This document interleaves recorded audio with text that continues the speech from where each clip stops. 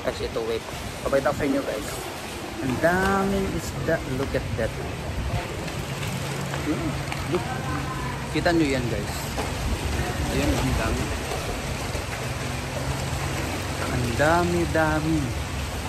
Hanggang doon. Doon.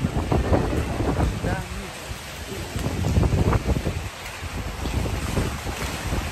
Ito guys, itong river na to is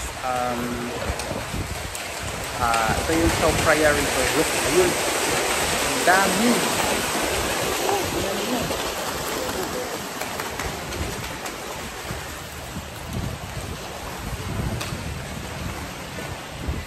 Tapos yung mga tao is ayan, yung mga Thai people or mga visitors, mga local, pumupunta sila dito guys para magpakain ng isda.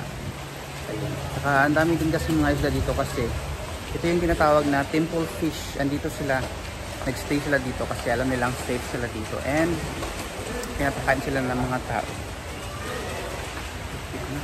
Tapos itong mga fish na ito guys ay hindi ito hinuhuli ng mga tao, hindi kinakain. Yung may mga may mga tao din naman na mga nanguhuli pero sa malayo. Kasi kita nyo yung mga tao yun, papakain sila hanggang doon, ayan. Tapos pili ka lang kung anong side saan ka pupunta.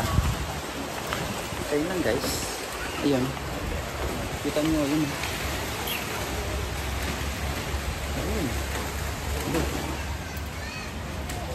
So ayun lang guys. Bye!